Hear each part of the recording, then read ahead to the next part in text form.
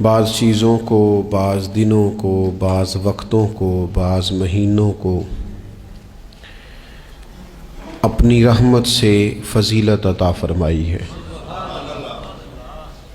اللہ تبارک و تعالیٰ کے ان مخصوص دنوں کو فضیلت عطا کرنے میں ہم گناہگاروں کا بہت ہی زیادہ فائدہ ہے۔ جب کچھ چیزیں فضیلت مآب ہو جاتی ہیں، ان کی عظمت بڑھ جاتی ہے، تو اللہ کے بندوں کو کم وقت میں زیادہ نفع کمانے کا موقع نصیب آتا ہے۔ نبی اکرم نور مجسم شفیع معظم صلی اللہ تعالیٰ علیہ وسلم کی امت کو اللہ تعالیٰ نے بہت ساری ایسی چیزیں اپنی رحمت سے دی ہیں کہ جن میں عمل تھوڑا ہے، اجر زیادہ ہے۔ اس کا نتیجہ یہ نکلتا ہے کہ انسان تھوڑے وقت میں، تھوڑے ٹائم میں، تھوڑی مصروفیت میں اپنے رب کریم کے بارگاہ سے زیادہ اجر کا مستحق ہو جاتا ہے۔ انہی مقدس، معتبر، معنی خیز ایام میں ایک بڑی فضیلت، زیادہ عظمت والا مہینہ ماہ رمضان المبارک ہے۔ قرآن مجید نے صراحت کے ساتھ اس ماہ مقدس کا نام لیا ہے۔ کیا معنی ہے؟ کہ یہ وہ مقدس مہینہ ہے جس کا میرے رب کریم نے نام لیا ہے، اللہ نے نام لیا ہے۔ شہر رمضان الذی انزل فیہ القرآن، فرمایا رمضان کا وہ مقدس مہینہ ہے جس میں اللہ نے قرآن نازل فرمایا ہے۔ اس ماہ نور، ماہ سرور کا نام نامی اللہ تعالیٰ نے قرآن مجید کے اندر ذکر فرمایا۔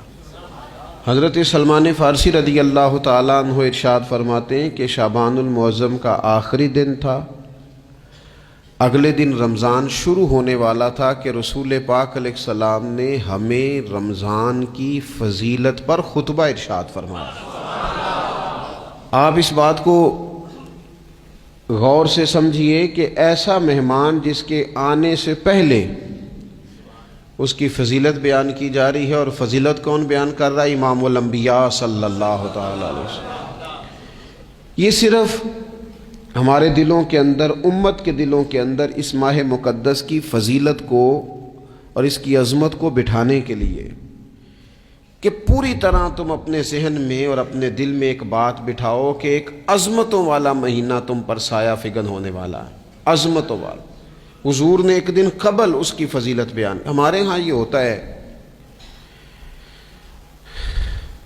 کہ ہم کسی چیز کی اہمیت کو لیتے ہیں لیکن سمجھتے ہیں کہ یہ کوئی روٹین ورک ہے، یعنی نارملی ہر سال رمضان شریف آتا ہے، اپنے وقت کے حساب سے چاند بدلتا ہے اور اپنے وقت پر رمضان شریف آ جاتا ہے۔ ہم سمجھتے ہیں کہ مطلب روٹین کا ایک معاملہ ہے، ایک روٹین کی چیز ہے۔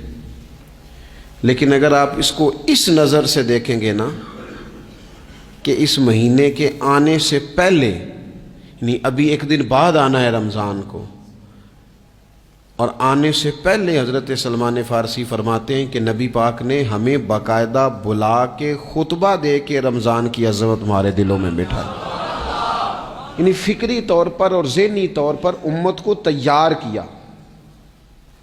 فرمایا تم پر ایک ایسا مہینہ سایہ فگن ہونے والا ہے جو مبارک ہے تمہارے لیے، باعث برکت ہے تمہارے لیے۔ تم اپنے آپ کو ذہنی طور پر تیار کرو کہ ایک ماہ نور تمہارے قریب آ رہا ہے۔ جو رمضان، اسلامی عبادات جتنی بھی ہیں نا، وہ مخصوص پوجا پاٹ نہیں۔ اسلامی عبادات میں سے کوئی عبادت بھی ایسی نہیں جس کا مقصد ہی ہو کہ آپ نے اتنے وقت سے لے کر اتنے وقت تک فلاں عمل کرنا ہے۔ جتنی بھی عبادات ہیں اسلامی، وہ اپنے دامن میں کوئی نتیجہ رکھتی ہیں، کوئی رزلٹ رکھتی ہیں، اس کے ثمرات انسانی زندگی پر مرتب ہوتے ہیں۔ انسان کو تزکیہ نصیب ہوتا ہے، اس کے باطن کو صفائی نصیب ہوتی ہے، اسے خیر کرنے کا موقع ملتا ہے، تربیت کے بہت سارے مواقع اس میں پائے جاتے ہیں، بہت سارے اسرار و رموز کے ساتھ اسلامی عبادات ہیں۔ یہ جو رمضان المبارک ہے نا، یہ جو روزہ ہے، یہ روزہ اپنے دامن کے اندر تربیت رکھتا ہے، تربیت۔ یا ایھا الذین آمنوا کتب علیکم الصیام کما کتب علی الذین من قبلکم لعلکم تتقون۔ اے ایمان والو، تم پر روزے فرض کیے گئے جیسا کہ تم سے پہلے لوگوں پر بھی فرض کیے گئے تھے تاکہ تم تقوی اختیار کرو۔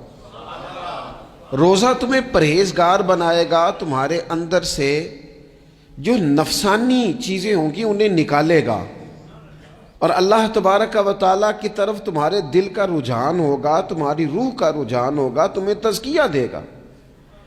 روزہ انسان کی تربیت کرتا ہے، انسان کو روزہ ذہنی طور پر تیار کرتا ہے کہ اللہ کے حکم کے مطابق کھانا ہے، اللہ کے حکم کے مطابق پینا ہے۔ سب سے بڑا مسئلہ اس دور کا رزق کے حلال کا حصول ہے اور حرام سے اجتناب ہے۔ تو روزہ ہمیں یہ سبق پڑھاتا ہے کہ ہم وہی کھائیں گے اور اسی وقت کھائیں گے جو کھانے کا ہمیں ہمارے رب نے حکم ارشاد فرمایا ہے، اور جس سے اللہ رسول منع کر دیں گے جتنی مرضی چمک دمک اپنے دامن میں رکھے، جتنی مرضی، لیکن ہم وہی لیں گے جو ہمارے لیے جائز ہے۔ آپ غور فرمائیے، روزہ لعلکم تتقون، روزہ تمہیں پرہیزگار کرتا ہے۔ بہت سارے لوگ ایک بات کرتے ہیں کہ عادتیں نہیں بدلی جاتی، یار کوشش کرتا ہوں لیکن میری عادت نہیں تبدیل ہوتی۔ میں آپ کو ایک رائے دینے لگا ہوں، مشورہ دینے لگا ہوں، میں آپ سے یہ عرض کرنے لگا ہوں کہ موقع آیا ہے رمضان شریف کا۔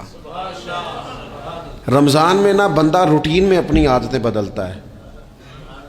کسی کو سویرے 7 بجے کھانے کی عادت ہے، کسی کو 9 بجے کھانے کی عادت ہے، کوئی صبح ناشتہ نہیں کرتا، دوپہر میں ہی کھاتا ہے۔ لیکن رمضان آیا تو عادت بدل گئی، 7 بجے والا بھی نہیں کھا رہا، 9 بجے والا بھی نہیں کھا رہا، دوپہر والا بھی نہیں کھا رہا، سارے سحری میں کھا رہے ہیں۔ عادت بدل گئی، بالکل طبیعت بدل گئی، روٹین چینج ہو گئی۔ کوئی اٹھ رہا تھا صبح فجر میں، اللہ کی توفیق سے اللہ تعالیٰ معاف فرمائے تو کچھ ایسے بھی تھے جو 9-10 بجے اٹھ رہے تھے، کچھ الحمدللہ فجر پڑھ کے چلو کسی وجہ سے پھر سو گئے، 10-11 بجے اٹھ رہے تھے، روٹین بدلی ہوئی تھی۔ رمضان آیا تو بدل گئی، سارے سحری میں اٹھ رہے ہیں، تہجد کے وقت سب کی آنکھ کھل رہی ہے، بالکل روٹین بدل گئی، حالات بدل گئے، معاملات تبدیل ہو گئے، اوقات تبدیل ہو گئے، دفاتر کے ٹائم تبدیل ہوئے، اسکولوں کے نظام تبدیل ہوئے، مدارس کے اوقات تبدیل ہوئے، ہر چیز کے اندر تبدیلی آئی۔ معنی کیا ہے کہ اللہ نے تمہیں موقع دیا ہے کہ عادتیں بدلی جا سکتی ہیں، اپنے آپ کو تبدیل کیا جا سکتا ہے، لائف سٹائل کو چینج کیا جا سکتا ہے۔ یہ موقع آیا ہے، ایک مہینہ ہے پورا، 2-3 دن 4 دن آپ کی روٹین بگڑ جائے نا سونے کی، یعنی روٹین سے ہٹ کے آپ سونا جاگنا شروع کر دیں تو پھر وہی روٹین بن جاتی ہے، پھر اسی ترتیب سے انسان سارے کام کرتا ہے۔ تو رمضان میں روٹین چینج ہوگی، سارے تہجد میں اور سحری میں اٹھیں گے، تو اللہ کرے نا یہ روٹین قائم رہے۔ رمضان میں تو اٹھتے تھے سحری کرنے کے لیے، تو اللہ کرے روٹین بن جائے اور سارا سال اٹھیں تہجد کی نماز ادا کرنے کے لیے، اللہ کرے روٹین بن جائے، چیزیں تبدیل ہو جائیں۔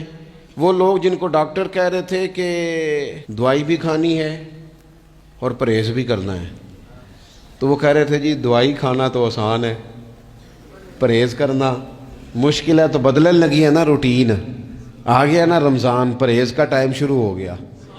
لہذا بہترین فائدہ یہ ہوگا کہ رمضان میں پرہیز ہوگی، ڈائٹ پلان بالکل بنایا جا سکتا ہے، اس میں چیزوں کو بالکل مرتب کیا جا سکتا ہے۔ تو رمضان شریف کے آنے سے پہلے ذہنی طور پر اپنی عادات کی تبدیلی کا پروگرام بنائیں، عادتیں بدل جایا کرتی ہیں۔